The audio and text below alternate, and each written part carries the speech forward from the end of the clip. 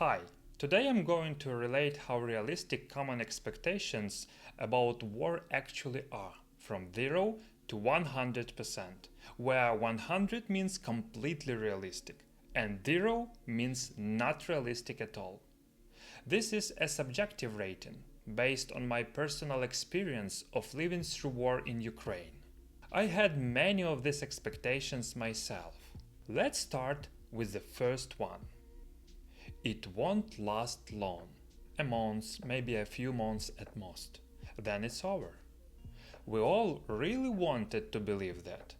And it's a normal expectation because war is not normal at all.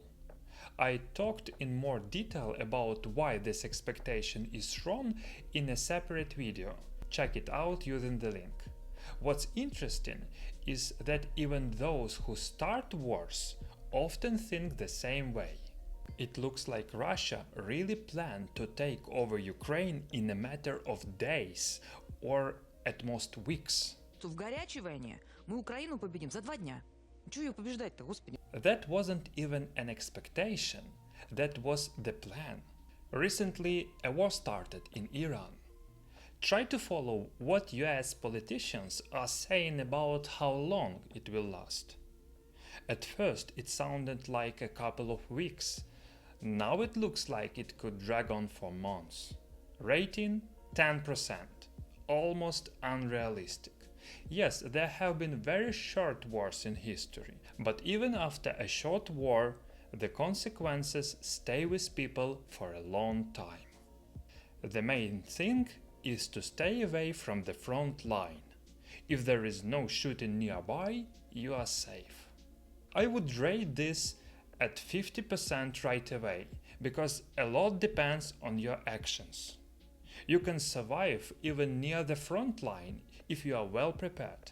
But obviously, it's better not to be there at all. At the same time, being far from the front doesn't mean you are safe. Modern weapons, missiles and drones can travel hundreds or even thousands of kilometers. That's why there are rules for what to do during air raid alerts. We will talk about that on this channel. It's very important to follow them, otherwise your personal level of safety drops. Civilians are not targeted on purpose. War is about the military, not regular people. At least 2,526 civilians were killed in Ukraine in 2025 alone because of the war. Some of those deaths are accidental, but many civilians were killed in deliberate strikes on residential buildings and infrastructure. This is a tactic of terror, and terror means civilians are the target. And this doesn't even include the countless civilian victims in occupied territories. They are impossible to count, but based on eyewitness reports, the real number is much higher. Rating 10%. Civilians always die in war, and unfortunately, very often it's not an accident, it's intentional. Infrastructure will hold. Electricity, water, communication, they are too important to destroy. Interestingly, in the first months of the war in Ukraine, this was true. Russia didn't destroy infrastructure it planned to use itself. But when it became clear the war would be long, the strategy changed. Now both military and civilian infrastructure are priority targets. See the previous point about terror tactics. By the way, we are preparing a lot of useful content about living through blackouts, so make sure you subscribe if you haven't already. Rating 0%. During war, infrastructure will be destroyed. Money solves everything. If you have savings, you will be fine. I would say money solves a lot. The bigger the problem, the more money it takes to solve it, and war multiplies those numbers. With money you can make your life more comfortable even without electricity, heating or communication. War is also a strong catalyst for corruption. Corruption appears where there are restrictions, especially when specific people can influence them. Some people paid large amounts to leave Ukraine despite travel restrictions for men. Some bought exemptions from mandatory mobilization. Some even bribed occupying forces to evacuate safety. But remember, during war, everything becomes much more expensive. So it's smarter to prepare in advance. And of course, for every success story, there are cases where money didn't help or simply wasn't enough. Rating 90%. Not absolute, but very close to the truth. The government will organize everything: evacuation, aid, compensation, and so on. First, we should add if the government is still functioning. Let's assume it is. During war, there are usually not enough resources to help everyone. Imagine a city with only 2 fire trucks. What happens if 3 fires break out at the same time in different areas? And what if there are even more? War creates similar crises, but on much larger scale. For example, evacuating a city is possible. But during war, you might need to evacuate hundreds of cities and villages at once, and that becomes a disaster. From Ukraine's example, I can say the government does a lot. For instance, our grandmother's apartment was damaged by shelling. We received help quickly and restored it, even though I didn't believe that was possible. But others have to wait much longer. So, based on my experience, rating 35%. The government will try to help, but never put responsibility for your life on the government. Always be ready for the possibility that no one will help you. My business won't be affected. We are not directly connected to the war. There is a full video about this on the channel. If you think this way, you should definitely watch it. Interestingly, some businesses even thrive during war. And there is a video about that too. That detailed explanation is there. Here I will just give a number: 20%. Most businesses suffer heavily during war. Mobilization is something far away. It will affect someone else, not me or people I know. To answer this, look at your country's demographics, not just the number of men, but also age distribution. For example, many Western countries have a very high percentage of elderly people. And of course, it also depends on the demographics of the opposing side. If we compare Ukraine and Russia, Russia has 3-4 times more population. This creates a need for total mobilization in Ukraine, while Russia can still avoid full mobilization. So I would say 25%. The larger the war, the higher the chance it will affect you or people close to you. I will be able to leave quickly if needed. There is always time to pack and go. This is a very dangerous way to think, especially if you are planning to leave at the last moment. During war, you don't know what moment will be the last safe one. Things change very fast, and information can reach you too late. We were in that situation when Kyiv was almost surrounded. We evacuated only on day 10. Now I can say that was a very bad decision. We were just lucky it ended well. Later, we heard many opposite stories. Some towns didn't have 10 days. Some people had only a few hours.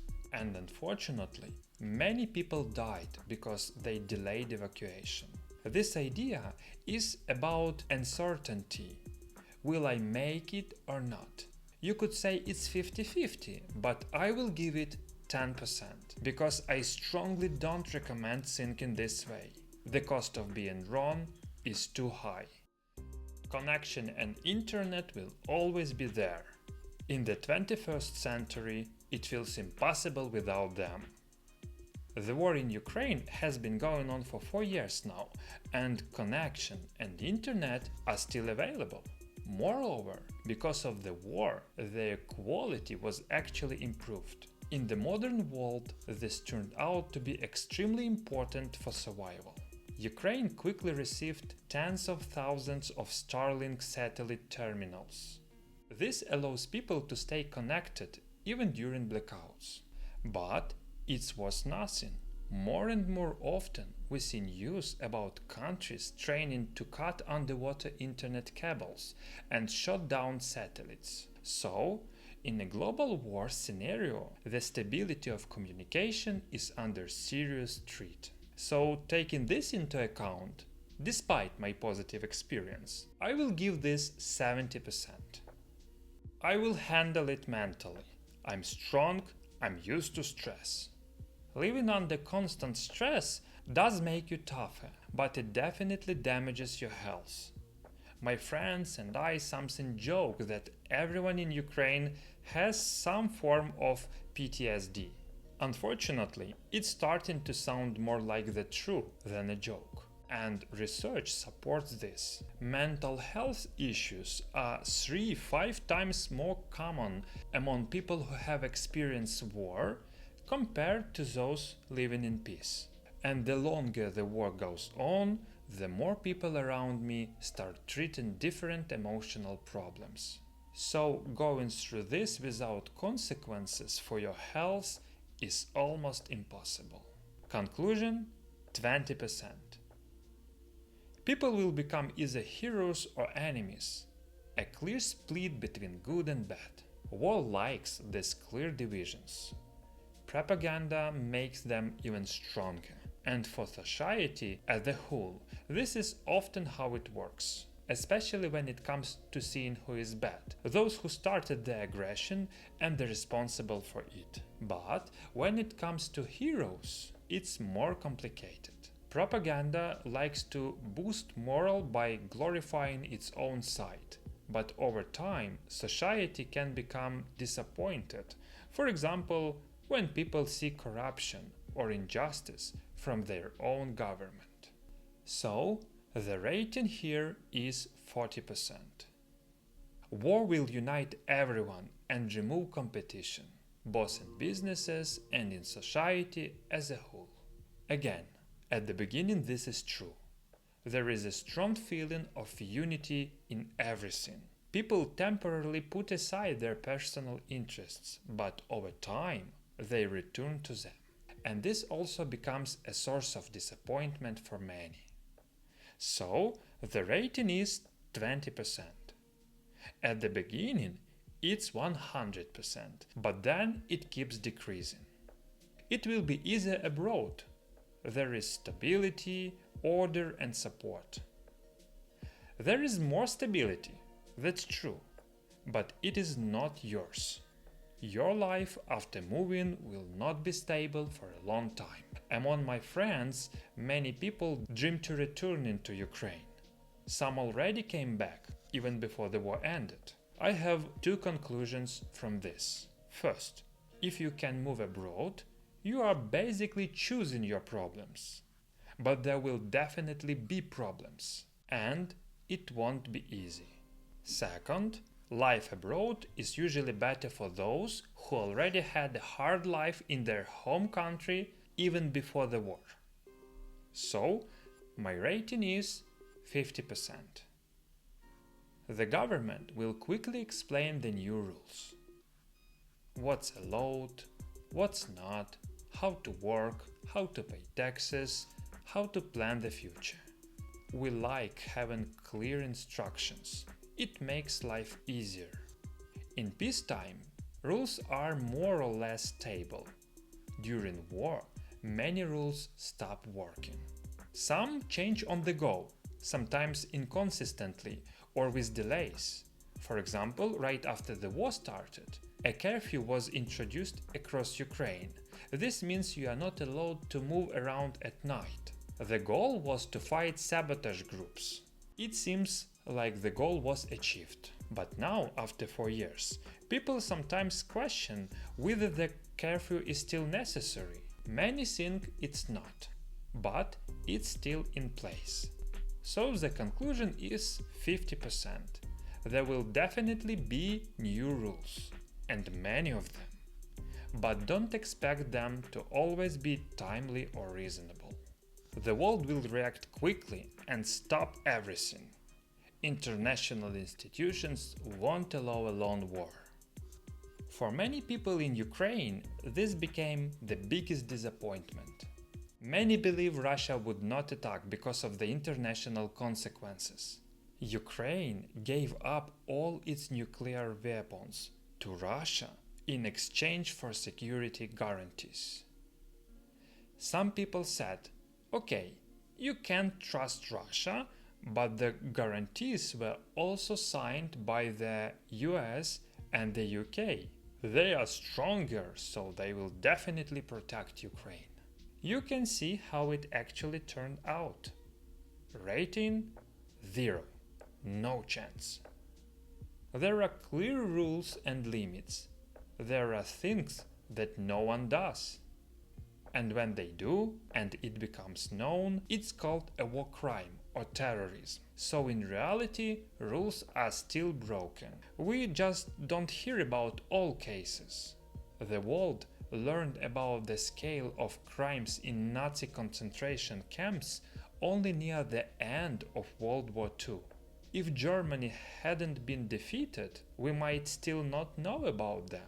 On the other hand, in the modern world, it's much easier to detect and spread information about such crimes. This can stop some people from committing them. So, the rating is 30%. After the war, everything will go back to normal. Life will just be on pause. I don't have this experience yet, but I'm really looking forward to it. Although, maybe I do have some experience. The first phase of this war started back in 2014. After 2015, active fighting in the east slowed down. Many people relaxed and tried to forget about the conflict. It stopped taking so many lives. And, for many, the war seemed to disappear. But there are two important things. That war never actually ended, and its scale was very different. Now I'm not sure everything will go back to how it was after this phase ends. For me, this is more of a prediction than a conclusion, so I will give it a neutral 50%. You can prepare for war once and for all. Learn everything, buy everything, and you are ready. If that were true, what would I sell you on this channel? Just kidding. I think it's absolutely possible to prepare well. But being 100% ready? No. Even people who have already lived through war probably wouldn't feel ready to go through it again. But experience does make us more confident. And I will be glad to help you feel more confident too. By the way, don't be lazy, check the links under the video. That's where I keep adding practical materials for your preparation. For example, for the price of a coffee break, you can get a tested checklist for your emergency kit. It supports our project, but more importantly, it helps you to be ready for critical situations. And this statement gets 70%. This will never happen to me, or I'm too smart to miss something and get hurt. It's normal to think this way. It's a psychological effect called optimism bias. It's good to be optimistic, but not biased. It's the same kind of self-deception as thinking that car accidents happen to other people, not to you, because you are experienced and drive carefully. Of course, it depends on where you live. But when I look at the world map, I see very few truly safe places. The world is becoming less stable. I also believed this would never happen to me, and I used to think that people who stay in a country at war are not very smart. And now I'm here. So I will rate this 20%. Be optimistic, believe in the best, but be ready for anything. And that's easier when you are subscribed to this channel. See you.